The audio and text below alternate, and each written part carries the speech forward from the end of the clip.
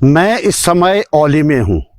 वही औली जिसकी बर्फीली ढलानें एशिया की सबसे खूबसूरत बर्फीली ढलानें मानी जाती है।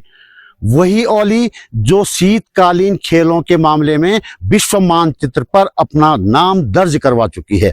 और वही औली से कुख्यात गुप्ता बंधुओं के बेटों की शादी के लिए बुरी तरह रौंदा जा चुका है।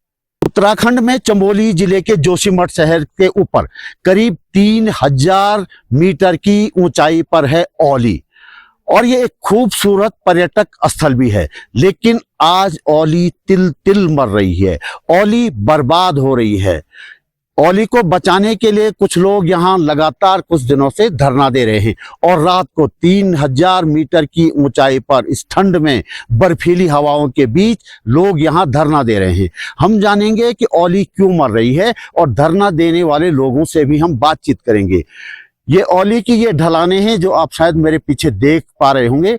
बर्फ न पड़ने के कारण ये ढलानें इन दिनों सूखी पड़ी हुई हैं। यहाँ बर्फ का एक तिनका भी नहीं है। हालांकि यहाँ एक बड़ी मशीन है जिस मशीन से इस मौसम में यहाँ बर्फ बनाई जा सकती है, लेकिन वो काम नहीं हो रहा है। दूसरी भी कई बातें हैं जो पूरी नहीं हो रही हैं। करोड़ों अरबों रुपया खर्च करने के बावजूद औली की ये हालत बनी हुई है। तो हम चलेंगे उन आंदोलनकारियों के पास जो हमें बताएंगे कि आखिर क्यों औली को बचाने की जरूरत पड़ रही है, और क्यों उन्हें इस ठंड में इस तरह से धरना देने की जरूरत पड़ रही है।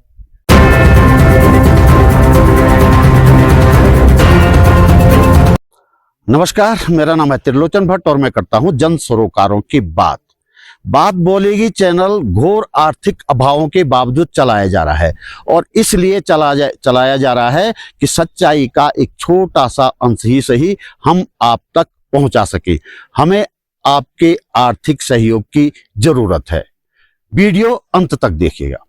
आपकी डिवीजन आपकी बात हो रही है, आपसे पहले तो कोई ना कोई रहा होगा, कोई आया तो कोई। अब ये बोलो, सुनिए को बोलो, हमको कुछ नहीं करना है। आप हो पर्यटन विभाग हो जी, दोनों अगर काम नहीं करेंगे तो सबसे पहला आदमी होगा मैं आपको यहाँ से मैं भगाऊंगा, आपको यहाँ आज की डेट में भगाऊंगा।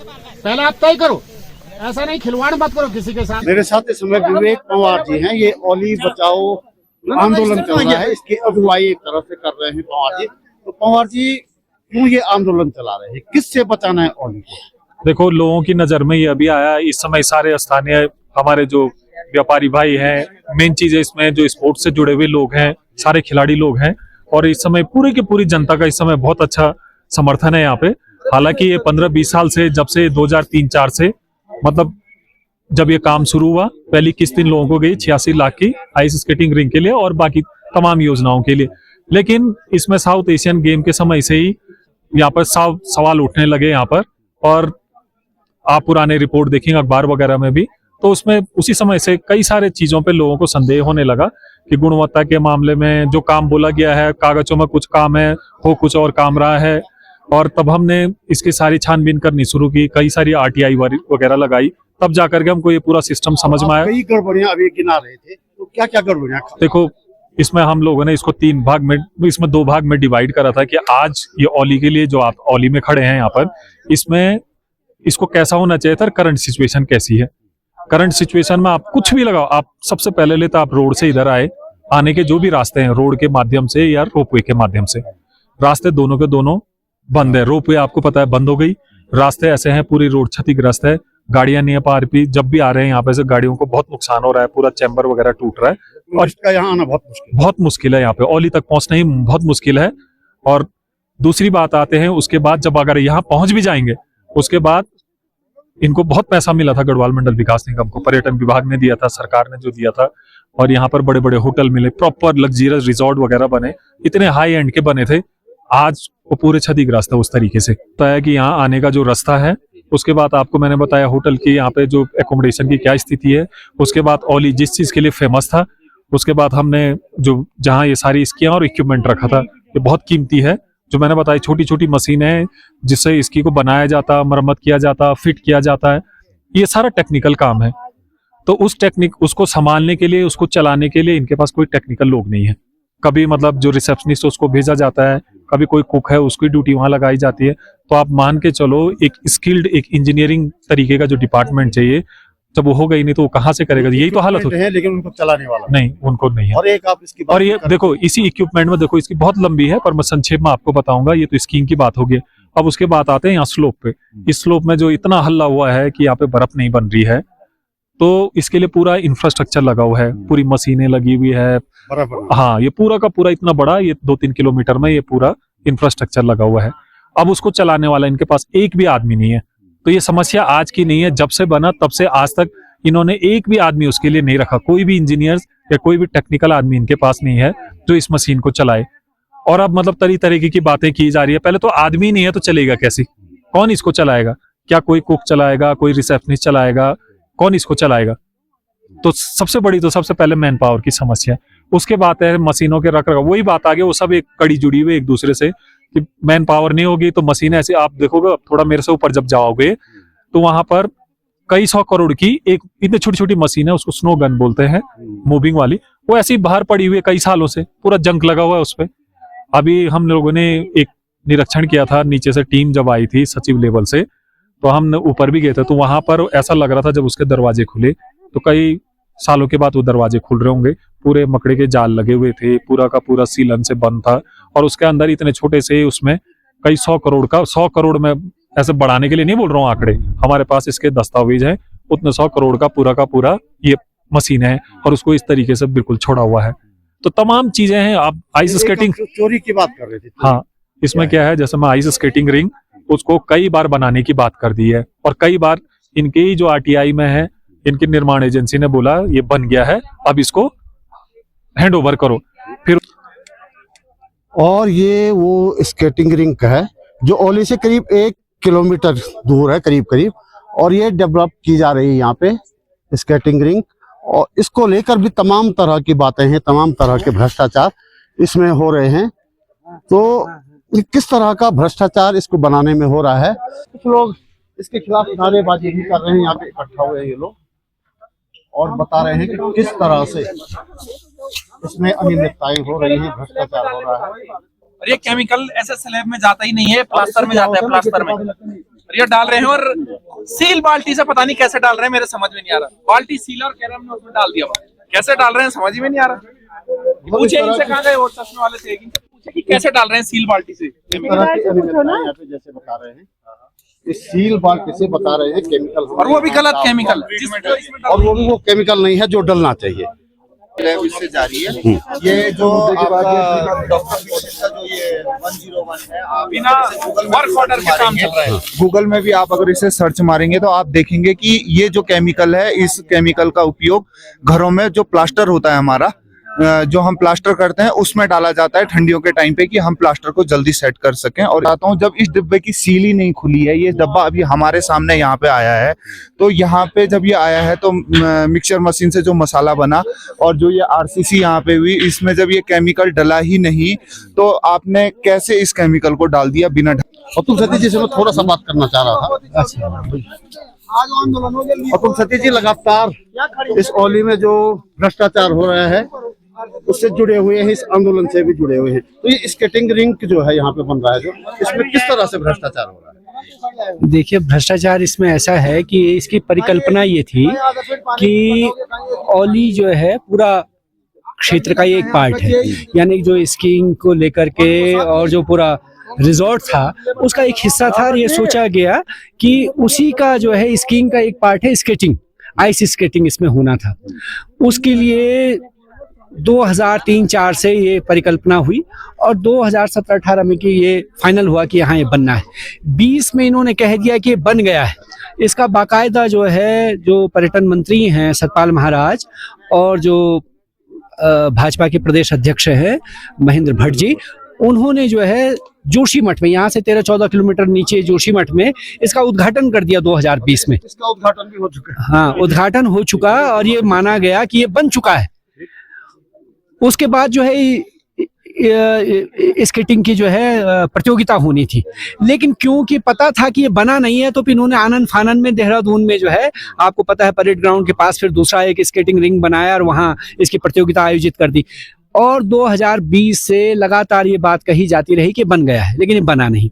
और हर बार इसके लिए जो है बजट आता रहा है, वो जो सूचना के अधिकार में हम लोगों ने लिया है या विवेक जी ने लिया है, तो उसमें आया कि उससे पहले 1,38,00,000 रुपया, उससे पहले 85 लाख रुपया, उससे पहले कुछ 45 लाख रुपया, तो लगातार इसके लिए बजट आता रहा, लेकिन वो बजट कहाँ खर्च हुआ पता नहीं।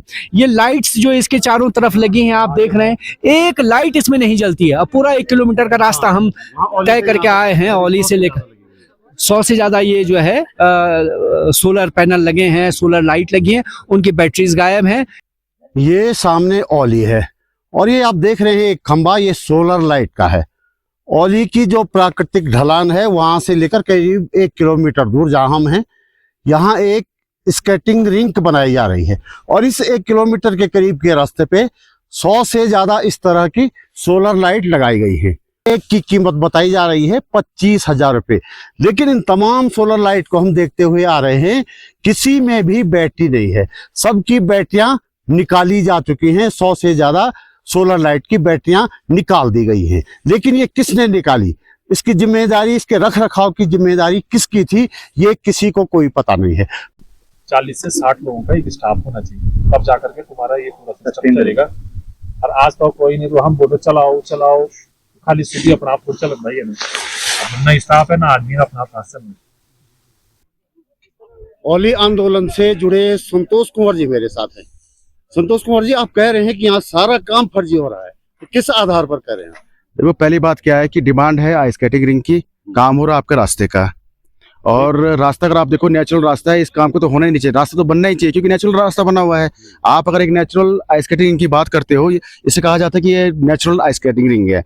जब ये अगर नेचुरल आइस स्केटिंग रिंग बना हुआ है तो आप इसमें कंक्रीट का काम क्यों करवा रहे हो? रास्ते का आप जो सत्यानाश कर दिया इन लोगों ने, ये सारा रास्ते का इन्होंने सत्यानाश कर दिया है। आपके पास देखो इतनी घास उगने के लिए कितने सालों लगते हैं, इनके इन्होंने एक ही दिन में ऐसी तैसी कर दी है। कहने का मतलब ये है कि इस चीज़ ने यहाँ पे होना नहीं था, इसका प्रॉपर स्टडी नहीं हुआ है, इसका प्रॉपर गाइडलाइंस नहीं हुआ है। मैं आपको बता दूं दरअसल क्या हुआ कि 10 तारीख को हम लोगों ने एक मुहिम चढ़ाई थी सोशल मीडिया में कि औली को बचाना है।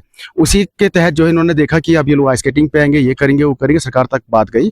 उन्होंने आनंद फानन में 13 तारीख को ऑर्डर निकाल दिया। अभी इसका टेंडर भी नहीं हुआ, ऑर्डर निकाल दिया, पैसा भी नहीं दिया है अभी, ऑर्डर निकाल दिया कि आप वहाँ पे काम करो। तो आपको पता है जब ऐसा ऑर्डर निकलता है, जब आपको आपकी नाकामियां छुपानी पड़ती है, तो ऐसी स्थिति में आप काम उल्टा ही करते हो। अब आप देखो, आप एक तिरपाल बिछा के रखा हुआ है, इनको ये पता नहीं इसके अंदर नीचे दिखाई आप पूरी सूखा हुआ है, नीचे बिल्कुल ड्राई है, ऊपर आप ये प्लास्टिक लगा रहे हो जिसको हम गौशाला में लगाते हैं। इस प्लास्टिक से कैसे, किसने आपको बोल दिया कि इस प्लास्टिक में जो है स्नो स्टेबल होता है?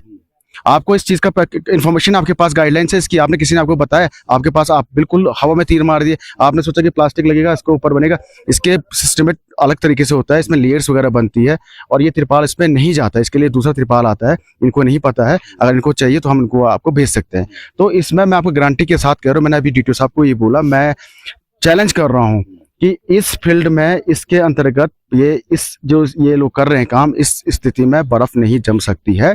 मैंने इनको बोला कि जो चैलेंज कर रहा है कि यहाँ पे बर्फ जमेगी तो उससे हम पूरा पैसा वसूल करेंगे। अगर नहीं जमता है, बहुत इन्होंने करोड़ों का यहाँ पे घोटाला कर दिया है, करोड़ों काम हो चुका है। और अभी आप हमारे साथ में वहाँ पे थे, आपने सुना होगा कि हम मांग कर रहे हैं कि यहाँ पे स्टेडियम बने, एक इंडोर आइस स्केटिंग रिंग बने। इनका क्या है, बंदर बांट हो गई, रास्ता वहाँ से यहाँ बन रहा है, वो जो वहाँ पे चोरी हो गया कुछ सामान, उसका फिर दोबारा रिनोवेशन हो रहा है। अरे उसकी जरूरत क्या है? ना आपका आदमी है, फिर आपको रिनोवेशन करोगे, फिर चोरी हो जाएगा, फिर भग जाएगा। हम इसकी डिमांड कर रहे हैं, आज ये बनता तो आज हम यहाँ पे आइस स्केटिंग करते होते, टूरिस्ट आता, बर्फ है नहीं, बर्फ का मजा लेता। राउंड द ईयर हम चाह रहे हैं कि यहाँ पे एक लेह की तर्ज पे, जो लेह में अभी बहुत अच्छा एक इंडोर बना हुआ है और लगभग 60-64 करोड़ का बना हुआ है, उससे ज्यादा यहाँ पे खर्च हो चुके हैं। और अभी आपने सुना होगा 1,40,00,000 के 60 लाख रुपए सिर्फ इस रास्ते और इसके लिए आ गया है। मैंने कहा है कि अगर जो उत्तरदायित्व तो यहाँ पे आता है, वो बोलता है कि मैं जमा के दूंगा, उससे पैसा वसूल हम इस बार करेंगे, और नहीं करेंगे तो मैं खुद यहाँ पे धरने में बैठ जाऊंगा। मतलब बिना किसी टेक्निकल एडवाइस के, बिना टेक्निकल गाइडलाइंस के ये सारा हो रहा है। मैं आपको वही कह रहा हूँ ना कि जो कह रहे हैं कि एक हिमाचल का है, वो हिमाचल में बैठा हुआ है, वो उसको यहाँ पे होना चाहिए था। आज होता तो हम हमारा विरोध झेलता। हमने उसको यही पूछना था कि अगर आप गारंटी दे रहे हो कि इस कंडीशन में, देखो यहाँ पे पाला जमना चाहिए, पानी पानी है, इस कंडीशन में उसको कहते हैं कि भाई अगर आप गारंटी देते हो, आधा आपको देखो पूरा ड्राई पड़ा हुआ है, बिल्कुल ड्राई पड़ा हुआ है, तो कैसे इसमें जम सकता है? कैसे आप गारंटी कर सकते हो? क्योंकि देखो ग्लोबल वार्मिंग, मैं आपको एक चीज बताता हूँ, ग्लोबल वार्मिंग का सब जगह इशू है और यहाँ पे भी हो। इसका क्या है कि अगर थोड़ा बहुत पाला भी जमता है, अगर मौसम एकदम से बादल आते हैं तो वो आपका आधे घंटे में आपका पानी बन जाएगा। आप फिर इसको कहाँ स्टोर करोगे? वो पानी जमेगा, फिर पानी एब्जॉर्ब करेगा, बाहर निकल जाएगा, दाएं बाएं कहीं भी हो जाएगा। तो कहने का मतलब ये है कि जो चीज अब लेटेस्ट टेक्नोलॉजी, जो अभी जो ग्लोबल वार्मिंग का इशू आ रहा, जो भी आ रहा, जो अब लेटेस्ट डिमांड है, उसको आप लेके आइए ना। फिर वो पुराना वाले उस हथियार में चल रहे हो। हमारा कहना है कि यहाँ पे एक इंडोर बन जाए। इंडोर में क्या होता है कि आपका 12 महीना, आपका चाहे बरसात हो, समर हो, कुछ भी हो, उसमें टूरिस्ट आते हैं, उसमें एथलीट तैयारी करता है, एक अच्छा जो हमारे यहाँ पे लोकल होते हैं, जो यहाँ पे कंपटीशन होते हैं, इवेंट्स होते हैं, सब जगह से एक रेवेन्यू आएगा। एक एडवेंचर के नाम पे एक हब बन जाएगा यहाँ पे। अब हम कहते हैं ओली इंटरनेशनल डेस्टिनेशन सेंटर, तभी तो उसका नाम आएगा ना। आप देखो इसको आप इंटरनेशनल सेंटर बोलोगे क्या? ये ग्रूटिंग कर रहे हो आप ना, नीचे कुछ नहीं है आपका, इसी घास के ऊपर आप सीधा कंक्रीट डाल दे रहे हो, तो ये टकेगा क्या? आपने मतलब जो चीज हमारे पास, जो हमको यहाँ पे नेचर ने दी है, आपने उसकी ऐसी तैसी कर दी है। इसीलिए जो विभाग इससे जुड़ा हुआ है उसको एक चीज देखनी चाहिए। और हमारा कहने का मतलब यह है कि अगर इसमें नहीं जमता है तो वो पैसा उनसे वसूल किया जाए। तो दोस्तों, इस वीडियो में इतना ही। हम आपसे सहयोग की उम्मीद करते हैं। आपका सहयोग कमेंट के रूप में हो सकता है, लाइक के रूप में हो सकता है, वीडियो को शेयर करने के रूप में हो सकता है और आर्थिक मदद के रूप में भी हो सकता है। हम जनता की बात करते हैं, किसी सरकार, राजनीतिक दल या धरना सेठ के सामने हाथ नहीं फैलाते, इसीलिए आपकी बात कर पाते हैं।